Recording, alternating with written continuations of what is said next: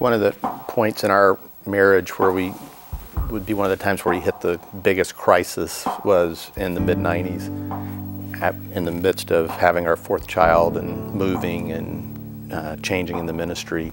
A couple of years into that, it was just like we were just spent. And Christy was kind of hitting the wall. There wasn't enough inside of me to do the life that I had. Steve was just taking over the national campus ministry, doing what I really wanted to do, and I was home burping and feeding and changing diapers. But it was now coming to a place where I didn't have enough coping mechanisms to deal with all that was in my life. And after about 6 months, I went to the doctor and told her that I wasn't doing real well. And she goes, well, what do you mean? I said, well, you know, life just seems kind of gray to me. So she said, well, you know, I'm wondering if you're having a mild depression.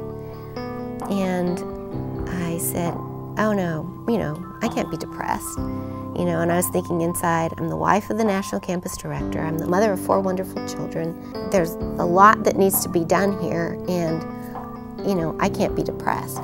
And that started a journey for me of a time where I told the Lord, I said, I know there's some faulty ground inside of me, and unless you build the house, he who labors, labors in vain. And I don't want to build a foundation on one more faulty foundation, but I need you to build a foundation inside of me that's going to last, so that I can be the wife and be the mother and be the minister that you want me to be. And you know, I wanted to be the good husband and say, well, you know, look, I'll do whatever. You're not able to handle as much right now. I'll do more. I'll help more. And you know, let's get the help we need and all those kind of things. And so she was a great example to me of what it means, when Jesus refers to blessed are those who hunger and thirst after righteousness. Because I saw in her this great desire to just love the Lord and to become more righteous. And it wasn't from becoming righteous by putting on exterior activities and looking better, but it was to become righteous by allowing the Lord to dig around in the soil of her heart and get at the real issues. I didn't really understand the ministry of the Holy Spirit until I started reaching some limits. God began to build a foundation inside of me that could cope with those high expectations and performance tendencies that I had.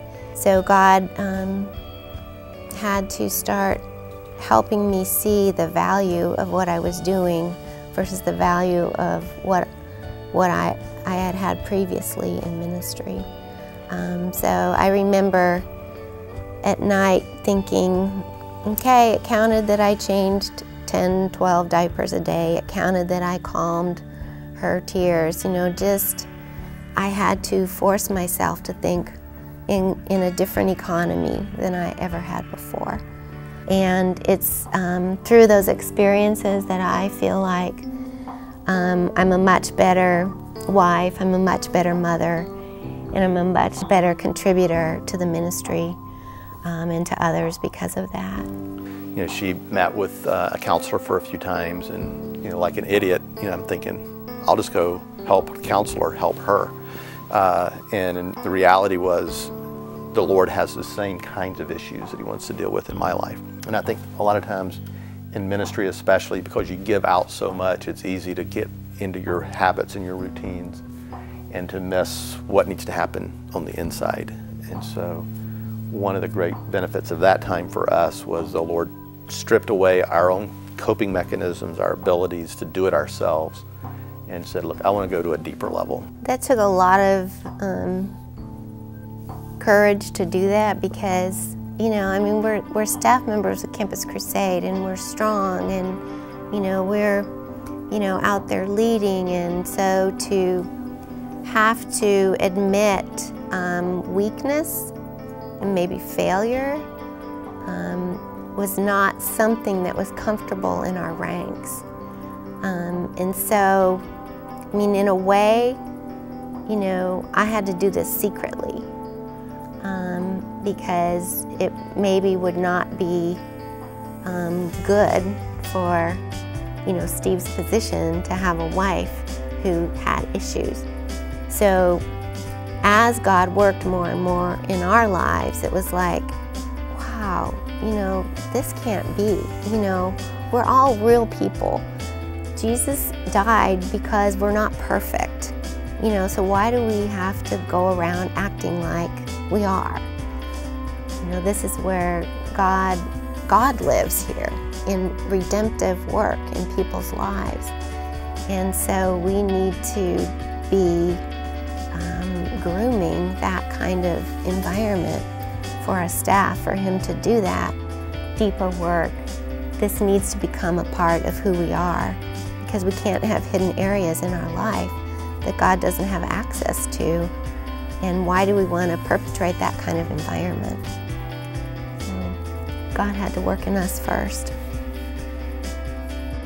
Don't settle for, well, this is our life and this is how we do it and we've learned to cope. But how do I keep turning over the soil of our hearts to allow God access so that we keep growing and we don't settle?